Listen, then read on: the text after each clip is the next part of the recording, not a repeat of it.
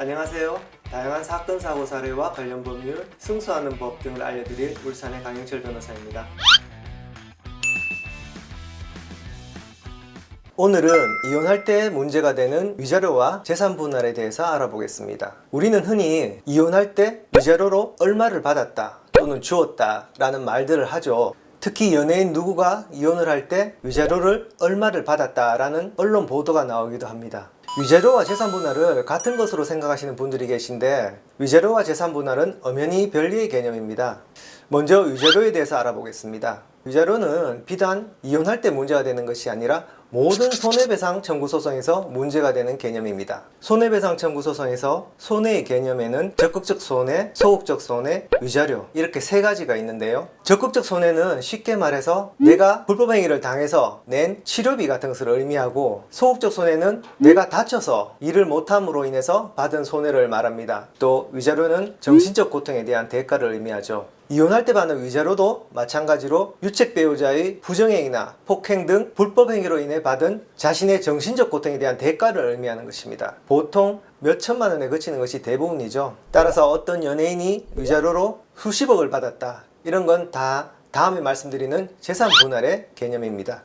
재산 분할은 혼인기간 중에 취득한 부부 공동재산을 기여도에 따라 나눈 것을 의미하는데, 이 재산 분할의 대상이 되는 부부 공동재산의 의미를 잘 모르시는 경우가 많습니다. 부부 공동재산이란 부부가 혼인기간 중에 공동으로 축적한 재산을 의미합니다.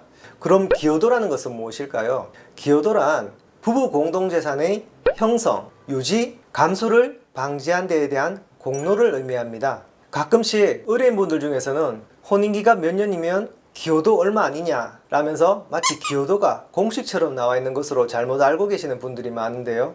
기여도는 그렇게 기계적으로 결정되는 것이 아닙니다. 구체적 사안에 따라 혼인기간이 얼마나 되었는지, 생활비는 누가 부담했는지, 가정 및 자녀 양육에 얼마나 헌신했는지 등에 따라 개별 구체적으로 결정이 됩니다. 전업주부의 경우에도 소위 가사노동으로 기여도를 인정받는데요. 전업주부로 20년 정도 결혼생활을 한 경우 적게는 30%에서 구체적 사안에 따라서는 많게는 50%까지 기여도를 인정받을 수 있습니다. 낭비벽이 심하다, 그래도 기여도는 인정을 받습니다. 다만 약간 감안은 되겠죠. 반면에 특유재산이라는 것이 있습니다.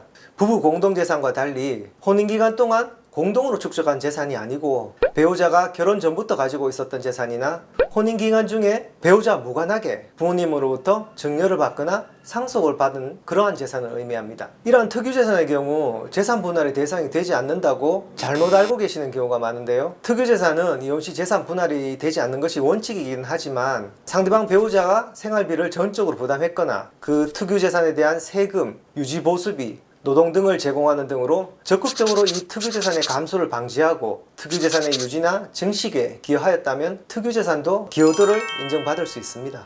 그럼 재산 분할은 구체적으로 어떤 방식으로 이루어질까요? 간단합니다. 먼저 부부 각각의 적극재산과 소극재산을 파악합니다. 적극재산에서 소극재산을 공제한 것을 순재산이라 하고, 부부 각각의 순재산을 합한 후 자신의 기여도를 곱하여 나온 금액이 자신이 원래 가져가야 할 몫입니다. 그런데 현재 자신의 순재산이 그 금액에 못 미칠 때에는 그 차액을 받는 금액이 바로 재산 분할 금액인 것입니다. 오늘 준비한 이야기는 여기까지입니다. 강변의 변호, 다음 편에서 또 다른 유익한 주제로 만나 뵙겠습니다.